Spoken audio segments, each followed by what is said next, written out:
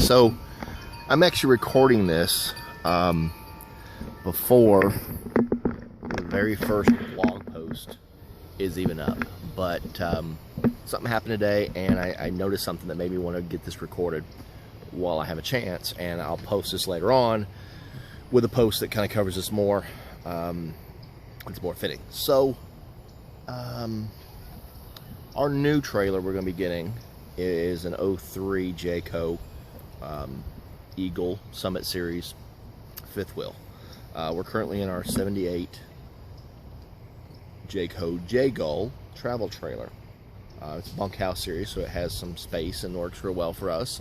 I've had it for quite a while. Okay, well, that stuff's going to be covered, but the reason I wanted to post today was slide toppers and awnings. I had a unit today that I had to do a service call on and look at that was a large Class A, has slide toppers on it. And what I'm going to do is I'm going to zoom on a coach here just to give you an idea.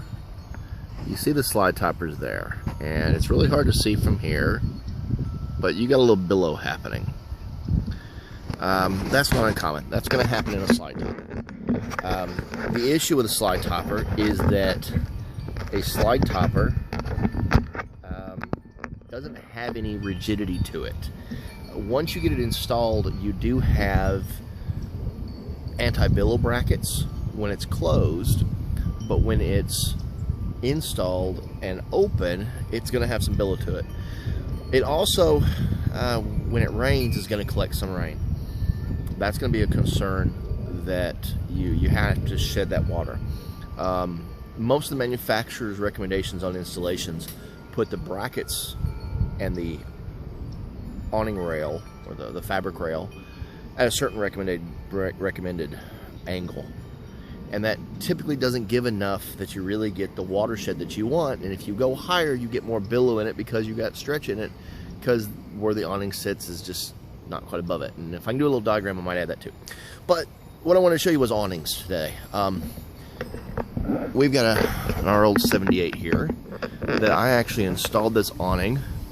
I had an awning rail already from a previous awning, but it never had awning. I installed the awning probably a year ago. And in wind like this, and I'll see if we can give you an idea how much wind we've got. We actually had weather warnings today because of how much wind we're having. I mean, just give you an idea of the wind chimes going at it today. I mean, we're getting some good wind today. Bush back there, you can see. But if you look over here, our awning's not flexing much at all. For one, I've got the support rails out. The support rails are out, and that helps some, but they do have flex in them. The bracket up here, and you can watch it right there, it's got some flex to it. It will flex a little bit. But what has really given us our rigidity are the support rails. These support rails I picked up at the store really do good. You do have to modify your tube and drill a hole. My hole's not as high as the recommended is. Recommended to go a little higher. I wanted mine down this low for access and just for a little bit different rigidity. And then it's got a bracket up on the trailer. There's a piece of Velcro in the middle. It kind of holds it, keeps it from flipping and moving around if it really gets billowing. You've got two adjustment knobs on each one that adjust it and allow it to really tighten up. This has made all the difference in the world. It doesn't collect rain anymore. It doesn't collect rain anymore. It doesn't billow and move. We've had a lot of rain. We had a heck of a storm today, then turned around and had a heck of a bit of wind afterward, and this thing has not really moved. It used to be that it would bounce so hard or move so hard when the wind would come through, just from the like a sail on a boat. It would flex that bracket on the end and kind of make the trailer bounce. I mean, you could feel it in the trailer. Now we don't. It doesn't happen anymore, and so that's one of those accessories that's worth the investment if you have that issue. Really and truly, the only safe way to have an awning in the weather is to pull it in. When you're a full-timer, you make some compromises. You take some risks. You leave it out a little extra time. We've also got our freezer under here, so we kind of go ahead and take that risk sometimes, unless we know it's coming. I also have these stretch brackets out here. I'll show you a better one over here. The fabric catches, which lets us basically pull the fabric and hold it snug. So it's just a little accessory that's well worth the investment. Helps quite a bit on wear and tear, comfort, and security. So just something I wanted to point out.